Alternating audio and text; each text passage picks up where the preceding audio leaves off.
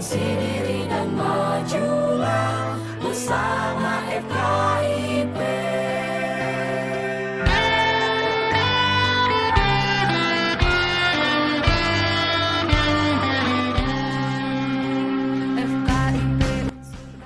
Assalamualaikum warahmatullahi wabarakatuh. Perkenalkan, kami dari mahasiswa Universitas Sulawesi Barat, Fakultas Keguruan dan Ilmu Pendidikan, Program Studi Pendidikan Guru Sekolah Dasar, dari kelas PGSDA. Video ini dibuat untuk menyelesaikan salah satu tugas, yaitu mata kuliah Pendidikan Pancasila, dengan dosen pengampu Ibu Evi Sigoroti Ampri, SPD MPD. Kami dari kelompok 4 yang beranggotakan 7 orang dan bekerja sama dalam memenuhi tugas keempat pendidikan Pancasila dengan 7 poin materi, yaitu yang pertama, kedudukan Pancasila dalam ketatanegaraan Republik Indonesia. Yang kedua, sistem ketatanegaraan Republik Indonesia berdasarkan Pancasila dan Undang-Undang Dasar 1945. Yang ketiga, hubungan Undang-Undang Dasar dan batang tubuh Undang-Undang Dasar. Yang keempat, hubungan Undang-Undang Dasar dengan Pancasila. Yang kelima, Pancasila pada masa reformasi. Yang keenam, membangkitkan Pancasila. Dan yang ketujuh, yang terakhir, hubungan pembukaan Undang-Undang Dasar 1945.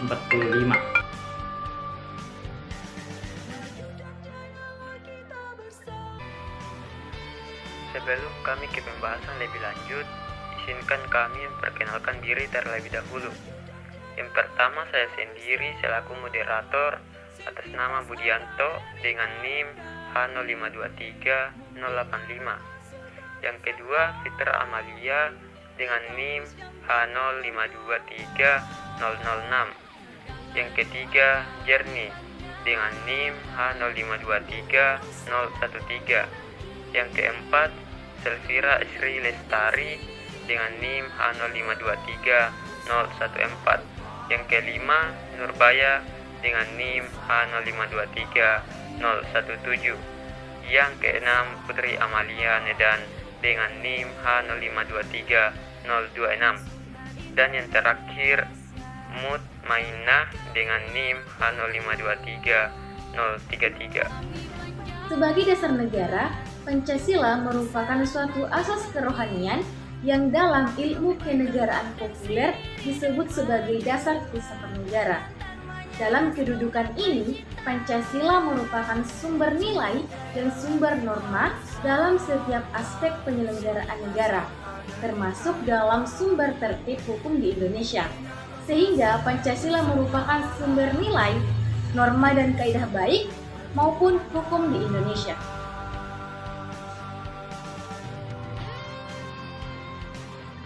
Undang-Undang Dasar 1945 adalah keseluruhan naskah yang terdiri atas, yang pertama, pembukaan yang terdiri atas 4 alinea.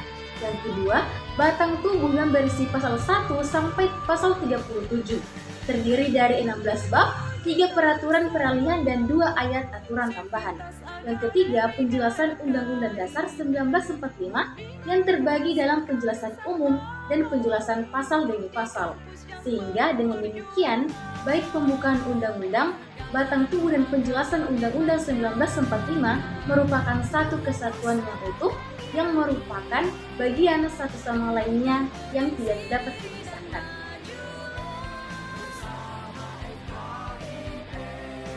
B. Sistem Ketatanegaraan Republik Indonesia berdasarkan Pancasila dan Undang-Undang 1945. Undang-undang diartikan sebagai peraturan yang mengatur suatu negara, baik yang tertulis ataupun tidak tertulis.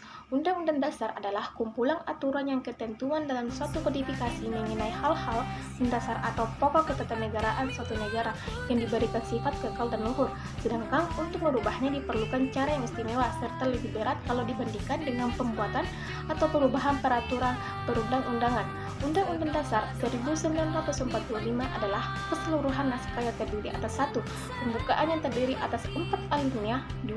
Batang tubuh yang berisi pasal 1 sampai pasal 37, terdiri dari 16 bab, 3 peraturan peralihan, dan 2 ayat aturan tambahan. 3. Penjelasan Undang-Undang 1945 yang terbagi dalam penjelasan umum dan penjelasan pasal. Sehingga dengan demikian, baik pembukaan Undang-Undang Dasar badan tubuh dan penjelasan Undang-Undang Dasar 1945 merupakan satu kesatuan yang utuh yang merupakan bagian satu sama lainnya. Undang-Undang Dasar 1945 sebagai hukum dasar tertulis, artinya Undang-Undang Dasar 1945 mengikat pemerintah, setiap lembaga negara, lembaga masyarakat, dan seluruh warga negara Indonesia dimanapun mereka berada, dan setiap penduduk yang berdomisili di wilayah Negara Kesatuan Republik Indonesia. D. Hubungan Undang-Undang Dasar dengan Pancasila.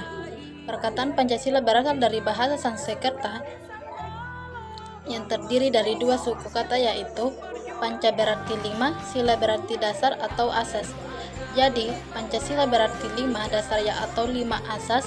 Di atas kelima dasar inilah berdirinya negara Republik Indonesia. Dalam hal ini, Pancasila dipergunakan sebagai dasar mengatur pemerintah negara, atau dengan kata lain, Pancasila digunakan sebagai dasar untuk mengatur penyelenggaraan negara. Pancasila masa reformasi. Oleh karena itu, karena Orde Baru tidak mengambil pelajaran dari pengalaman sejarah pemerintahan sebelumnya, akhirnya kekuasaan otoritarian Orde Baru pada akhir 1990-an runtuh oleh kekuasaan masyarakat. Sementara itu, Undang-Undang 45 sebagai penjabaran Pancasila dan sekaligus merupakan kontrak sosial di antara sesama warga negara untuk mengatur kehidupan berbangsa dan bernegara, mengalami perubahan agar sesuai dengan tuntutan dan perubahan zaman. Hal itu juga menunjukkan bahwa Pancasila sebagai ideologi bangsa dan negara tidak hanya pamornya telah meredup, melainkan sudah mengalami degradasi kredibilitas yang luar biasa, sehingga bangsa Indonesia memasuki babak baru. Membangkitkan Pancasila. Untuk bangkit dari keterpurukan, tidak ada pilihan lain. Bagi bangsa Indonesia, pertama dan terutama harus kembali kepada Pancasila sebagai falsafah dan ideologi bangsa. Caranya adalah para pemimpin bangsa dan negara tidak hanya mengucapkan Pancasila dan undang-undang dalam pidato-pidato, tetapi mempraktekkan nilai-nilai Pancasila dalam kehidupan kenegaraan serta kehidupan sehari-hari. Dengan demikian, kesaktian Pancasila bukan hanya diwujudkan dalam bentuk seremonial, melainkan benar-benar bisa dirasakan langsung oleh masyarakat. Hubungan pembukaan Undang-Undang Dasar 1945 dengan Proklamasi Kemerdekaan. Berpegang pada sifat hubungan antara Proklamasi 17 Agustus dengan pembukaan Undang-Undang Dasar 1945 yang tidak hanya menjelaskan dan menegaskan akan tetapi juga mempertanggungjawabkan proklamasi, maka hubungan itu tidak hanya bersifat fungsional, korelatif, melainkan juga bersifat kausal organis. Hal ini menunjukkan hubungan antara proklamasi dengan pembukaan merupakan suatu kesatuan yang utuh, dan apa yang terkandung dalam pembukaan adalah merupakan amanat dari seluruh rakyat Indonesia tak kala mendirikan negara dan untuk mewujudkan tujuan bersama.